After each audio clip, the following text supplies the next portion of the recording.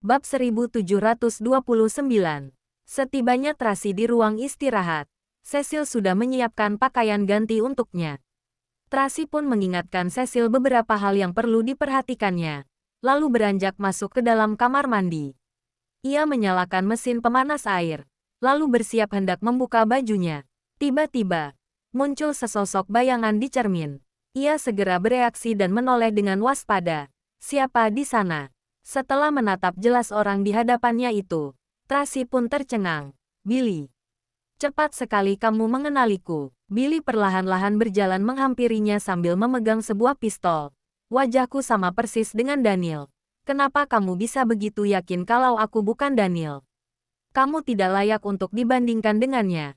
Tracy dengan dingin menatapnya. Kenapa kamu muncul di sini? Apa penyakit Paman Sanjaya ada hubungannya denganmu?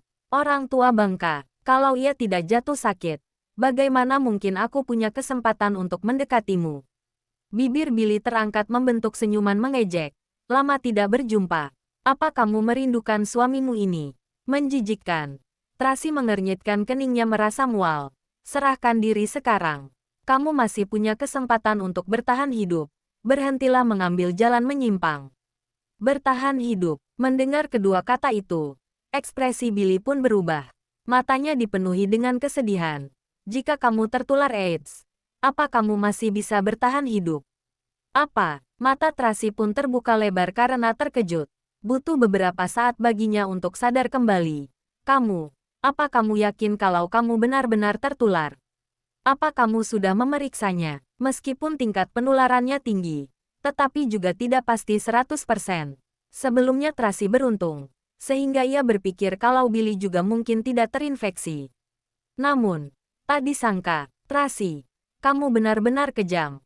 Billy menatapnya penuh kebencian. Kamu benar-benar mencari seorang wanita yang mengidap AIDS untuk menggantikanmu tidur denganku. Sengaja membuatku ikut tertular. Sekarang aku berakhir seperti ini. Apa kamu puas? Bukan. Aku bukan sengaja melakukannya. Tracy buru-buru menjelaskan. Aku tidak tahu kalau gadis itu mengidap AIDS.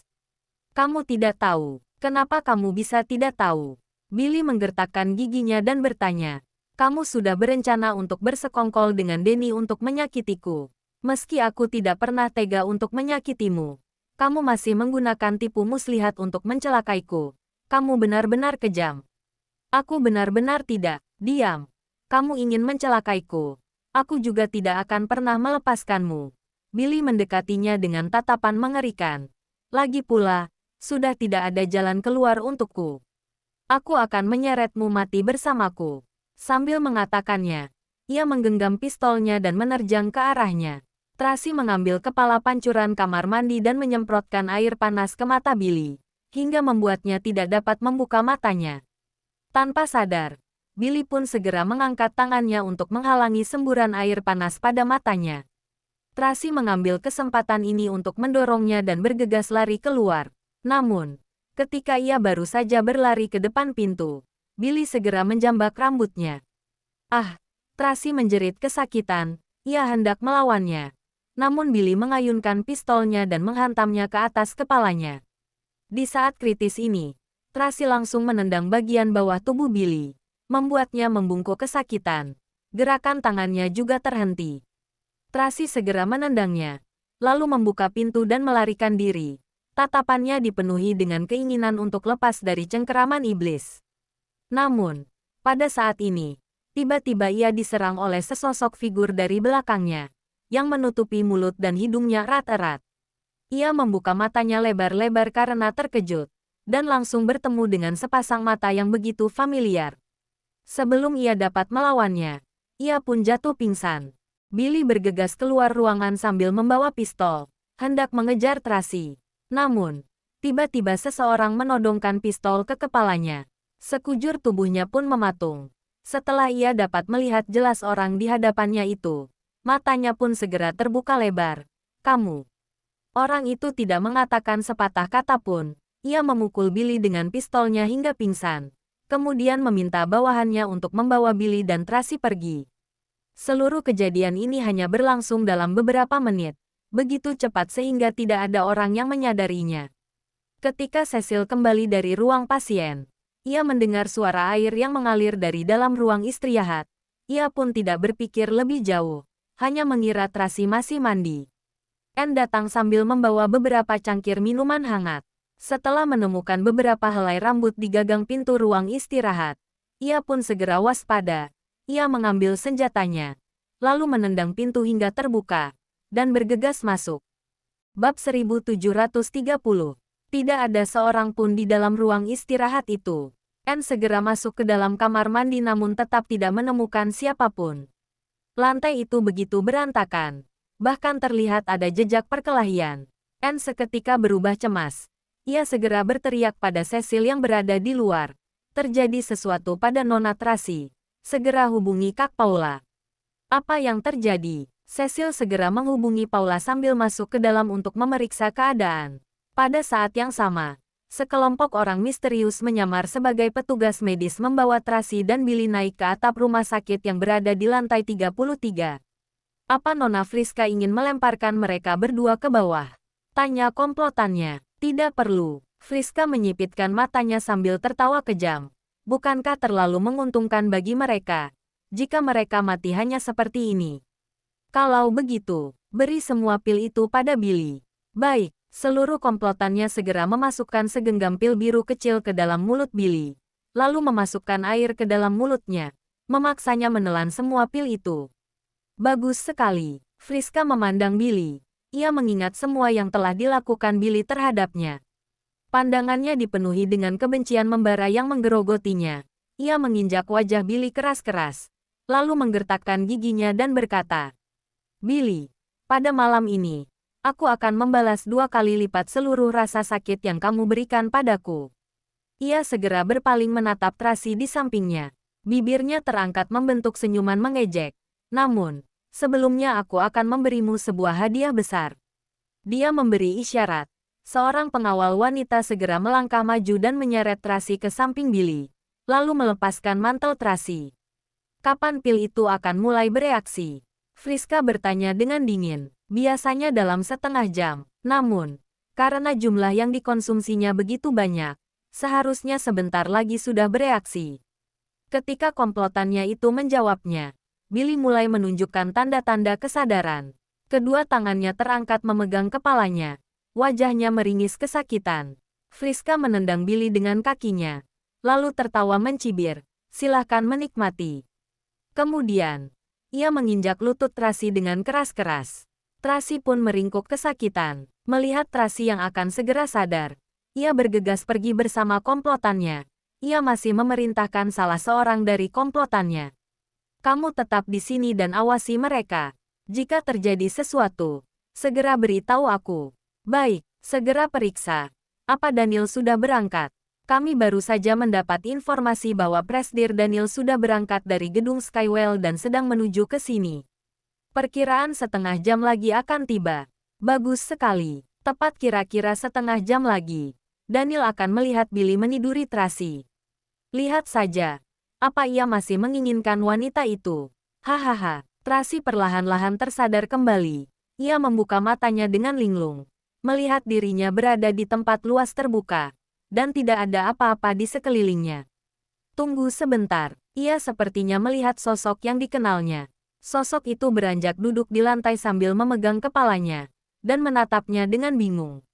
"Billy." Tracy segera tersadar kembali, dengan cepat menyadari apa yang baru saja terjadi. Ketika ia sedang bersiap-siap mandi di ruang istirahat, Billy tiba-tiba menyerangnya dari belakang. Mereka berdua berkelahi. Lalu Tracy berlari keluar. Namun ia dihadang oleh orang lain hingga jatuh pingsan. Setelah tersadar, ia sudah berada di sini. Apa orang-orang itu adalah komplotan Billy? Tracy tidak punya waktu untuk memikirkannya lebih jauh lagi. Ia bangkit dari lantai dan beranjak pergi. Namun tiba-tiba ia merasakan sakit yang begitu menusuk lututnya, membuatnya tidak dapat berdiri sama sekali. Tracy. Terdengar suara Billy yang terengah-engah mendekatinya dari belakang. Tracy menoleh ke belakang dan melihat ada yang janggal dengan Billy. Wajahnya memerah. Pembuluh darah di lehernya terlihat menonjol. Pandangannya kabur, seperti binatang buas yang sedang kepanasan. Sambil merobek pakaiannya, ia berjalan menghampiri Tracy. "Jangan mendekat." Tracy berteriak terkejut, ia bergegas bangkit dari lantai, ingin melarikan diri. Namun, lututnya terasa begitu sakit. Sama sekali tidak ada kekuatan untuk bangkit saat ia berjalan selangkah. Ia langsung kembali jatuh ke lantai. Bab 1731. Billy menerkamnya dari belakang seperti binatang buas, lalu menekan tubuhnya ke lantai. Tangan Billy terus berusaha merobek pakaiannya. Jangan Tracy berjuang mati-matian. Billy, sadarlah, sadarlah. Ia tahu bahwa Billy telah diracuni hingga kehilangan akal sehatnya. Sekarang kekuatannya jauh lebih kuat dari biasanya, sehingga Tracy sama sekali tidak mampu untuk melawannya. Tetapi, Tracy masih menaruh sedikit harapan, berusaha untuk menyadarkannya. Namun, panggilannya sama sekali tidak berguna. Billy telah merobek pakaian Tracy. Kancingnya satu persatu berjatuhan. Bajunya sekarang telah terbuka sepenuhnya memperlihatkan payudaranya yang naik turun seirama dengan napasnya. Billy berusaha untuk menciumnya. Namun Tracy tiba-tiba mengangkat kakinya dan menendang Billy dengan keras. Billy pun terjatuh ke lantai. Pada saat yang sama, Tracy merasa lututnya yang terluka semakin sakit. Ia sama sekali tidak dapat berdiri. Hanya mampu merangkak maju dengan panik, berusaha melarikan diri. Namun dengan segera, Billy kembali menerjangnya dan menekannya dari belakang, ingin menaklukkannya. Kali ini, Tracy semakin tidak mampu untuk melawannya. Ia hanya dapat meraung putus asa. Billy, jangan, sadarlah, sadarlah. Kamu bukan orang jahat, kamu tidak boleh melakukan hal ini. Ucapannya itu seolah-olah sedikit menyadarkan Billy. Ia pun berhenti, lalu memegangi kepalanya dengan kedua tangan, sambil meraung kesakitan. Pergilah, pergi. Ia sedang berjuang antara mempertahankan nalarnya dan melawan pikiran jahatnya. Namun, begitu sulit baginya untuk mengendalikan hawa nafsu dalam tubuhnya. Ia telah dicekoki banyak obat, dan terlihat hampir kehilangan kendali atas dirinya sendiri. Tracy terus merangkak ke depan. Ia hendak merangkak ke atas tangga dan menutup pintu atap rumah sakit itu, sehingga Billy tidak dapat menyusulnya. Ketika ia sudah hampir merangkak ke tujuannya, tiba-tiba pintu itu dibanting tertutup dengan keras. Mata Tracy pun terbuka lebar menatap pintu itu dengan tercengang. Ia segera menyadari ada seorang yang bersembunyi di belakang pintu itu. Orang itu terus mengawasinya dengan Billy. Orang itu terus menunggu Billy menyerangnya. Ketika ia berusaha melarikan diri, orang itu segera menutup pintu, menutup satu-satunya jalan keluar. Tracy tiba-tiba menyadari bahwa semuanya ini adalah jebakan. Orang yang membuatnya pingsan dan membawanya naik ke atap rumah sakit bukan kaki tangan Billy. Namun, seseorang yang menganggapnya dan Billy sebagai musuhnya. Oh, di belakangnya, Billy tiba-tiba meraung kesakitan. Ia terlihat hampir tidak tahan lagi. Tracy buru-buru bangkit dari atas lantai, lalu berdiri menempel ke dinding, dengan panik membujuknya. Billy, sadarlah, kakakmu sekarang pasti sedang dalam perjalanan menuju ke sini. Kalau kamu menyentuhku, kamu pasti akan mati dengan tragis. Hehehe. Billy berjalan ke arahnya selangkah demi selangkah seperti zombie. Kondisiku sudah seperti ini. Apa masih belum cukup tragis? Kamu masih bisa diobati. Saat ini mungkin saja AIDS sudah bisa diobati. Tracy berkata dengan cemas. Aku benar-benar tidak tahu kalau gadis itu mengidap penyakit ini. Saat itu, aku hanya ingin melindungi diriku sendiri. Dengarkan aku baik-baik. Bahkan, jika kamu begitu membenciku dan ingin membalas dendam padaku, tidak boleh sekarang. Ada orang yang sengaja mengatur jebakan ini. Kamu jangan mau dibodohi olehnya. Billy tidak mengatakan sepatah kata pun. Ia langsung menerjangnya, lalu menekan tubuhnya ke dinding, hendak merobek pakaian dalamnya. Saat itu juga, terdengar bunyi yang begitu keras. Pintu tangga itu pun didobrak terbuka. Paula bersama Anne menerobos masuk ke dalam. Melihat pemandangan di hadapan mereka, keduanya pun sejenak mematung, lalu bergegas hendak menyelamatkan Tracy. Billy segera menyandera Tracy dengan mencekik lehernya. Ia membawanya ke tepi atap rumah sakit, lalu berteriak dengan penuh amarah. Jangan mendekat. Kalau kalian berani mendekat, aku akan menyeretnya dan bersama-sama terjun ke bawah. Paula dan Anne pun segera menghentikan langkah mereka, tidak berani bergerak sembarangan. Paula dengan hati-hati membujuknya. Tuan Billy, tenangkan dirimu. Lepaskan Nona Tracy terlebih dulu. Mari bicarakan baik-baik. Syarat apa saja yang Tuan inginkan? Tuan tidak perlu ragu untuk menyebutnya. Bab 1732. Pada saat ini, efek obat Billy telah benar-benar mencapai puncaknya, dan dia sama sekali tidak dapat berkomunikasi dengan baik. Dia mencekik leher Tracy dengan satu tangan, memegang kepalanya dengan tangan lainnya sambil terengah-engah kesakitan. Jika di tanah datar, Tracy pasti bisa melepaskan diri darinya. Tapi sekarang mereka berdua berada di tepi atap. Kaki belakang Billy bahkan sudah menggantung di udara.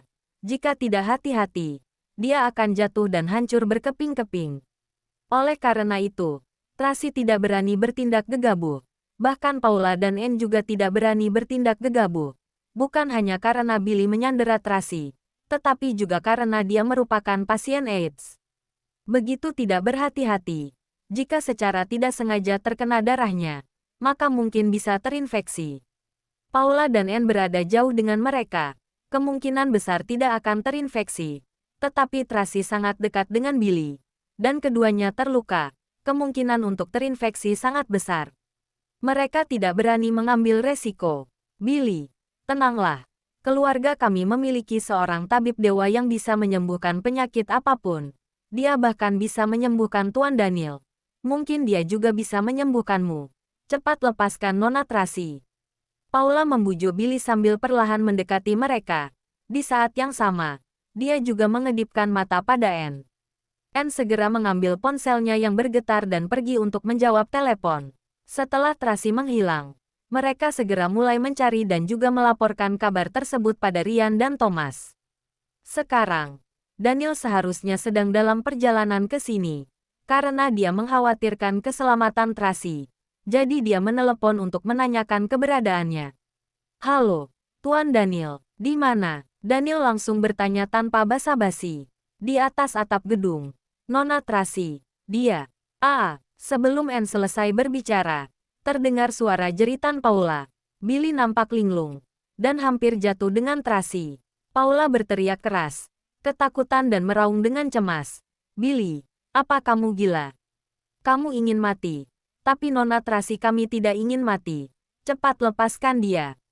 Hahaha, Billy tertawa seperti orang gila. Aku ingin mati. Dan aku juga akan membawa pengkhianat ini. Billy, sadarlah. Lutut Tracy sangat sakit sehingga dia tidak bisa berdiri tegak sama sekali. Dia diseret oleh Billy dan dia juga tidak berani bergerak sembarangan. Jadi hanya bisa membujuk dengan putus asa. Kamu masih muda. Hidupmu masih panjang. Lepaskan aku. Aku akan mengatur agar kamu bisa menerima pengobatan. Pengobatan. Penyakit ini tidak bisa disembuhkan. Billy menutup matanya dengan putus asa. Bahkan jika bisa sembuh, aku tetap harus menghabiskan seluruh hidupku di penjara. Apa gunanya? Billy, diam. Billy menyela ucapan Tracy, menyipitkan matanya, dan menatapnya dengan obsesif.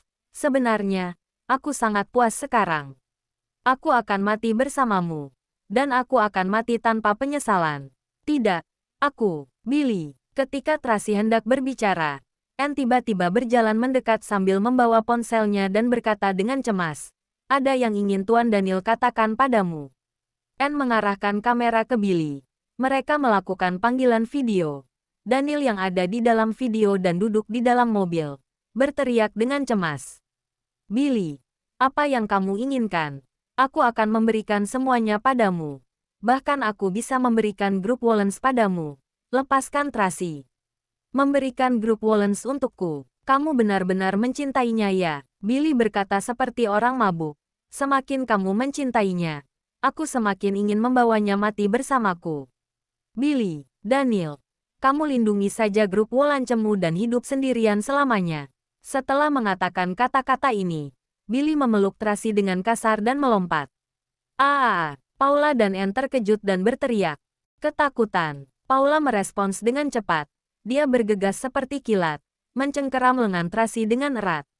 Nona Tracy. Anne membuang teleponnya dengan tergesa-gesa, bergegas untuk membantu. Ia bersama Paula mencoba untuk menarik Tracy. Namun, Billy memeluk Tracy dengan erat dan tidak mau melepaskannya. Paula dan Anne mengerahkan seluruh kekuatan mereka, tetapi mereka tidak bisa menarik keduanya. Bab 1733. Bajingan. Paula sangat marah. Lepaskan. Hehehe. Billy tersenyum sinis. Kita akan mati bersama. Ketika dia berbicara, mulutnya tiba-tiba berbusa. Lengannya menjadi lemas dan tubuhnya terjatuh.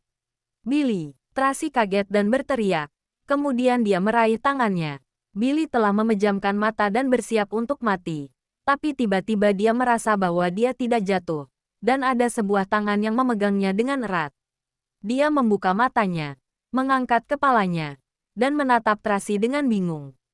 Pada saat ini, sinar bulan memantul di wajahnya. Tracy secantik saat pertama kali ia melihatnya. Dan sepasang matanya masih tetap jernih dan cerah, mencerminkan penampilannya yang sedang terkendali.